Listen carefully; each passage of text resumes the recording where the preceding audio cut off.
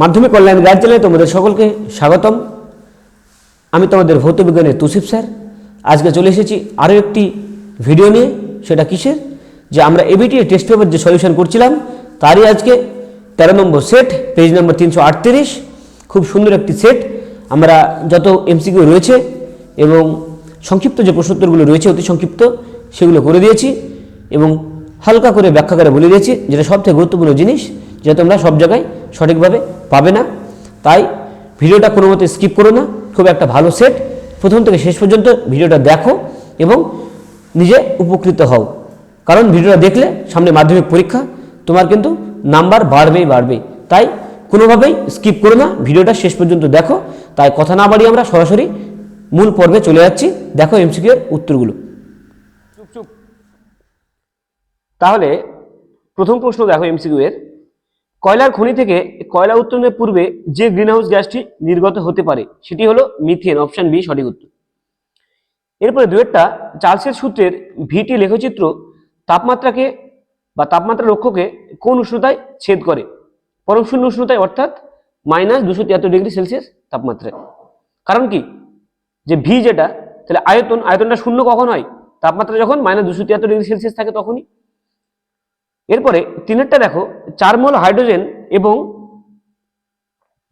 2 মোল অক্সিজেনের বিক্রিয়ায় উৎপন্ন স্টিমের মোল সংখ্যা কত হবে? তাহলে এটা দেখে নাও। 4 মোল হাইড্রোজেন, তাহলে 4H2 প্লাস 2 মোল অক্সিজেন বিক্রিয়া করে কি করবে? 4H2, তাহলে 4 মোল কিন্তু H2 তৈরি করলো, তাহলে স্টিম হলো 4 মোল। সঠিক উত্তর অপশন বি 4 মোল। এরপরে চারেরটা দেখো, সিজিএস পদ্ধতিতে তাপ পরিবাহিতাঙ্কের একক কি? Calorie per semi, degree Celsius এবং সেকেন্ড।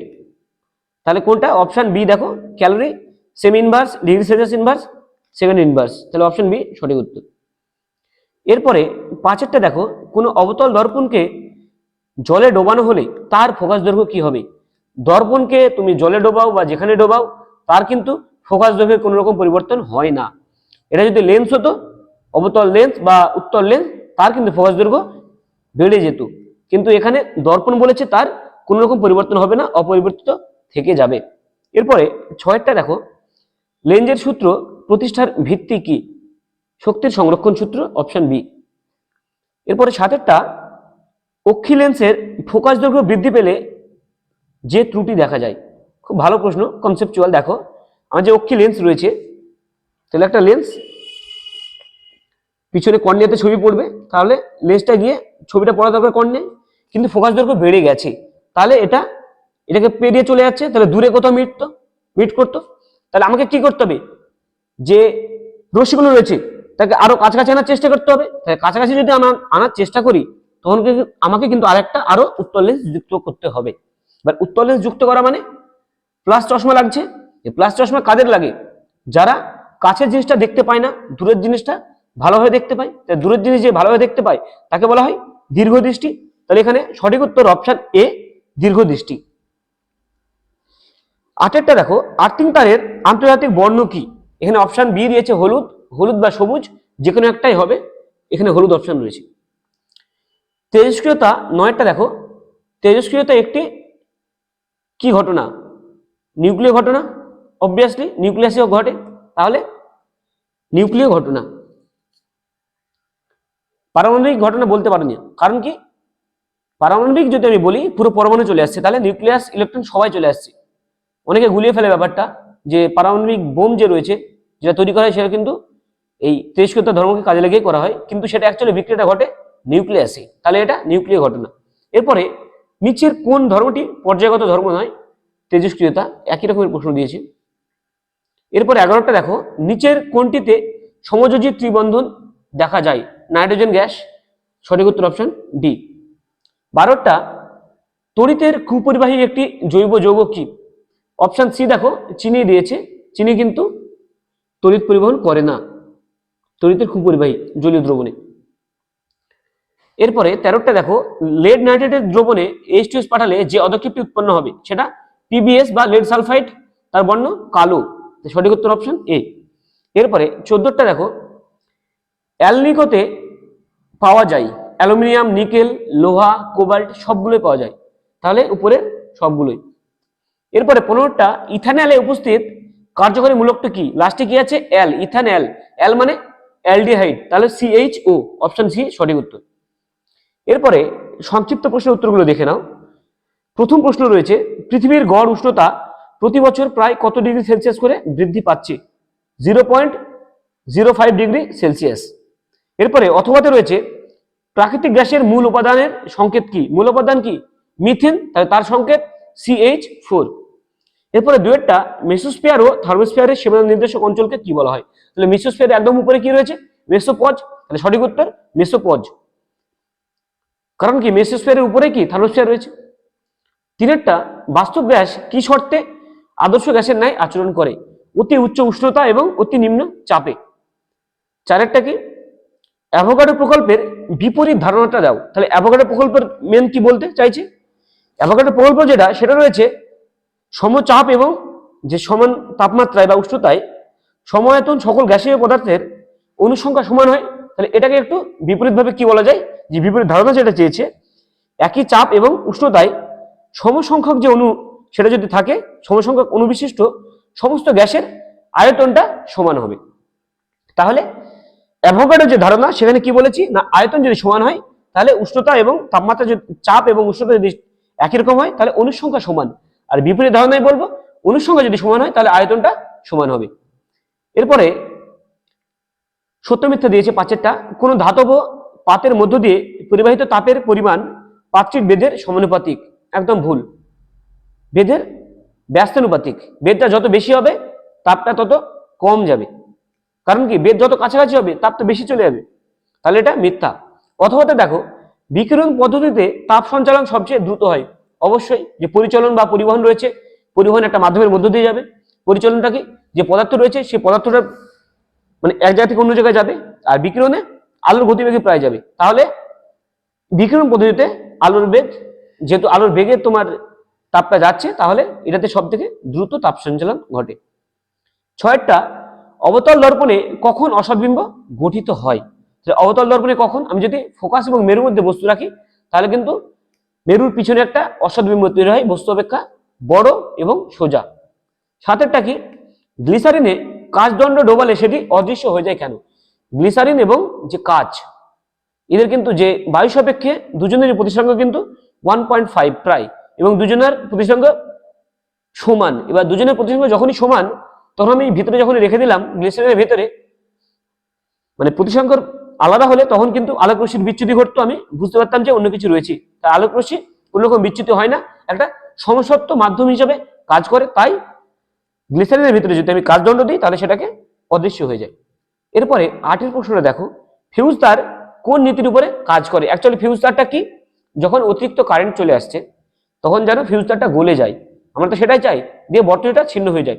তাহলে এই যে কারেন্ট বা তড়িৎ প্রবাহের যে তাপীয় ফল, যে জুল সংক্রান্ত যেটা সূত্র রয়েছে H=I²RT, তার উপরে ভিত্তি করে কিন্তু এটা কার্যকরী হয়। তোমাদের ফিউজ তার নিয়ে প্রশ্ন পড়বে 100%। ফিউজ তার থেকে তোমরা 2 নাম্বার পাবে, সেটা ভেবে কাজ করো। ফিউজ তার সম্বন্ধে যত খুঁটিনাটি জিনিস আছে প্রত্যেকটা জিনিস দেখে যেও।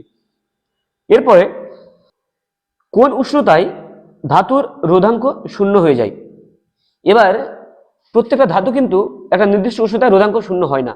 কিছু কিছু সুপার কন্ডাক্টর বা অতি পরিবাহী রয়েছে যার একটা নির্দিষ্ট উষ্ণতায় রোধাঙ্ক প্রায় শূন্য হয়ে যায়। যেমন সীসা রয়েছে 7 কেলভিন উষ্ণতায়, এবং পারদ 4.2 কেলভিন যে উষ্ণতা, সেখানে কিন্তু রোধাঙ্ক শূন্য হয়ে যায় এদের। 10এরটা দেখো, বস্তুর প্রাচীনত্ব নির্ণয়ে ব্যবহৃত তেজস্ক্রিয় মৌলটির নিউক্লাইড চিহ্নিত করো। কি মৌল ব্যবহার করা হয়? কার্বন 14। নিউক্লাইড মানে নিউক্লিয়াসের ভিতরে কি কি রয়েছে? নিউক্লিয়াসের ভিতরে 14 টোটাল, তার মধ্যে 6টা থাকছে তোমার প্রোটন এবং 8টা নিউট্রন, সেটা তোমাকে ছবি আকারে দেখাতে হবে। অথবাতে রয়েছে দেখো, নিউক্লিয় চুল্লিতে গ্রাফাইট ও ভারী জল ব্যবহৃত হয় কেন? এরা মডারেটর হিসেবে ব্যবহার করা হয়। যে তোমার নিউক্লিয় চুল্লিতে যেটা নিউট্রন রয়েছে, সেই নিউট্রনের গতিটাকে কমানোর জন্য, বা যে চেন রিয়াকশন বা শৃঙ্খল বিক্রিয়া রয়েছে সেটাকে নিয়ন্ত্রণে রাখার জন্য ব্যবহার করা হয়। এরপরে স্তম্ভটা মেলাও, একটি ক্ষারীয় মৃত্তিকা ধাতু বেরিলিয়াম, অপশন ডি। এরপরে মৌলটির অ্যানায়নের ইলেকট্রন বিন্যাস নিয়নের মতো। তাহলে অক্সিজেনের একটা ইলেকট্রন যখনই নেবে, অক্সিজেন কার মতো ইলেকট্রন বিন্যাস হয়ে যাবে, নিয়নের মতো, সরি দুটো ইলেকট্রন নেবে, তাহলে অক্সিজেনের 8 দুটো ইলেকট্রন নিল, তাহলে সেটা নিয়নের মতো ইলেকট্রন বিন্যাস লাভ করবে। এরপরে রয়েছে ক্রায়োলাইট। তাই ক্রায়োলাইটটা কি? ক্রায়োলাইট কিন্তু অ্যালুমিনিয়ামের আকরিক। ক্রায়োলাইটের সংকেত AlF3 3NaF, তাহলে এটা অ্যালুমিনিয়াম। আরেকটা দেখো স্টেনলেস স্টিল। স্টেনলেস স্টিলে কিন্তু ক্রোমিয়াম থাকে, তাহলে এখানে ক্রোমিয়াম হবে সঠিক উত্তর। মিনিমাম 10 থেকে 12% ক্রোমিয়াম থাকে স্টেনলেস স্টিলে। এরপরে 12টা দেখো, ক্ষার ধাতু সহজে ক্যাটায়ন উৎপন্ন করে কেন?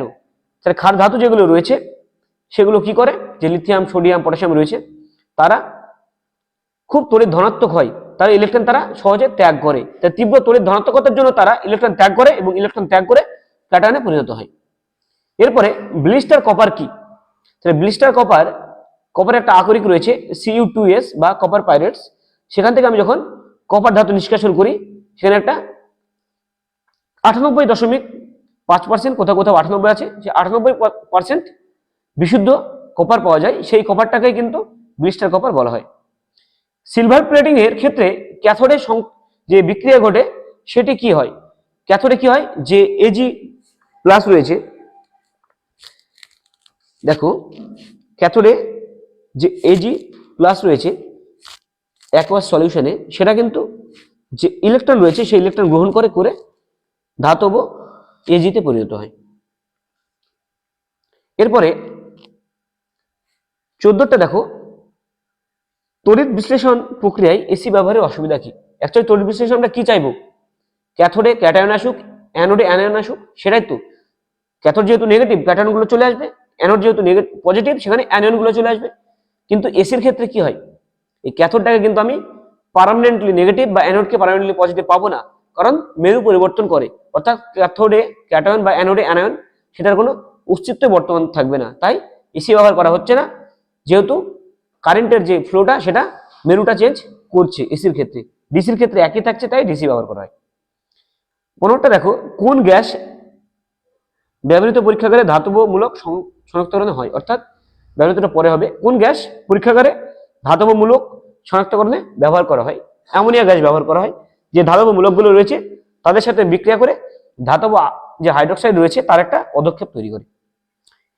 এরপরে অথবাতে রয়েছে দেখো, 98% গাঢ় H2SO4 দ্বারা সালফার ট্রাইঅক্সাইড শোষিত হলে উৎপন্ন যৌগের নাম ও সংকেত কি? ওলিয়াম বলি আমরা সহজভাবে, যৌগের ভালো নাম যদি বলো পাইরোসালফিউরিক অ্যাসিড, সংকেত H2H2O7। এরপরে 16টা দেখো, হাইড্রোজেন সালফাইডকে কিভাবে শনাক্ত করব? তাহলে মেলিনের বিক্রিয়া বলে একটা বিক্রিয়া রয়েছে, যেটাতে আমরা হাইড্রোজেন সালফাইডকে শনাক্ত করতে পারি। সেখানে কি হয়, যে NaOH যুক্ত যে রিসেন্টলি প্রিপেয়ার করা হয়েছে বা সদ্য প্রস্তুত যে সোডিয়াম নাইট্রোক্লোরাইড যেটা রয়েছে তার জলীয় দ্রবণ সেটা বর্ণহীন থাকে, তার মধ্যে দিয়ে যদি আমরা হাইড্রোজেন সালফাইড গ্যাস চালনা করি সেটা বেগুনি বর্ণ ধারণ করে, তাহলে এটাকে মেলিনের বিক্রিয়া বলা হয়। এরপরে দেখো 17টা, 3 কার্বনযুক্ত কার্বক্সিলিক অ্যাসিডের গঠন সংকেত লেখো। তাহলে আমি লিখছি, কার্বক্সিলিক অ্যাসিড মানে COOH থাকবে, তাহলে 3 কার্বনযুক্ত আর 2টো কার্বন আসবে, তাহলে একটা মিথাইল গ্রুপ আর একটা CH2, তাহলে CH3 CH2 COOH, তাহলে এটা হলো 3 কার্বনযুক্ত কার্বক্সিলিক অ্যাসিড, এর ইউপ্যাক নাম প্রোপানোয়িক অ্যাসিড। এরপরে অথবাটা দেখো, PVC পলিমারটির গঠন সংকেত লেখো। PVC মানে পলিভিনাইল ক্লোরাইড, তাহলে ভিনাইল ক্লোরাইড যে রয়েছে অনেকগুলো ভিনাইল ক্লোরাইড যুক্ত হয়ে পলিভিনাইল ক্লোরাইড তৈরি করছে। ভিনাইল ক্লোরাইডের সংকেত কি আমরা কি জানি, CH2 CHCl। এটাকে যদি আমি ভালো করে লিখি, দেখো এটাকে যদি চেনটা কিভাবে তৈরি হয়, CH2 CHCl, কার্বনের যোজ্যতা 2টো 3টে 4টে, এখানেও দেখো 1টা 2টো 3টে, সরি ক্লোরিন এখানে ওখানে দিয়ে দিয়েছিলাম, তাহলে দেখো 4টে করে পূর্ণ হয়েছে এবং এই যে রয়েছে এই এককটা পরপর রিপিট হতে থাকবে, এটাকে বলা হচ্ছে ভিনাইল ক্লোরাইড। এই ভিনাইল ক্লোরাইডটা রিপিট হতে হতে PVC তৈরি করবে। এরপরে 18টা দেখো, ইথানোয়িক অ্যাসিডের একটি ব্যবহার। ইথানোয়িক অ্যাসিড মানে CH3COOH, তাহলে অ্যাসিটিক অ্যাসিড ভিনিগার প্রস্তুতিতে ব্যবহার করা হয়। ভিনিগার কি করতে ব্যবহার করা হয়, সেটা খাদ্যদ্রব্য সংরক্ষণে ব্যবহার করা হয়। ভিডিওটা কেমন লাগলো তোমরা অবশ্যই জানিও। যে সমস্ত দর্শক বন্ধু ফেসবুক থেকে দেখছো তারা অবশ্যই ফেসবুকের পেজটাকে ফলো করো, আমাদের পাশে থাকো এবং তোমাদের যে সমস্যা রয়েছে সেগুলো কমেন্ট বক্সে অবশ্যই জানাও। এবং ইউটিউব থেকে যে সমস্ত দর্শক মণ্ডলী দেখছো অবশ্যই তারা চ্যানেলটাকে সাবস্ক্রাইব করো এবং বন্ধুদের মধ্যে চ্যানেলটাকে শেয়ার করে দাও এবং ভিডিওগুলোতে বেশি বেশি করে লাইক দাও এবং তোমাদের যে সমস্যাগুলো রয়েছে সেগুলোকে কমেন্ট বক্সে তুলে ধরো, যাতে আমরা তোমাদের যে সমস্যা সেগুলোকে বুঝতে পারি এবং সেগুলো দূরীকরণের চেষ্টা করে আবার ভিডিও বানাতে পারি। তাহলে আজকে আর কথা বাড়াচ্ছি না, সরাসরি এখানে শেষ করছি। দেখা হচ্ছে আবার নতুন ভিডিওতে।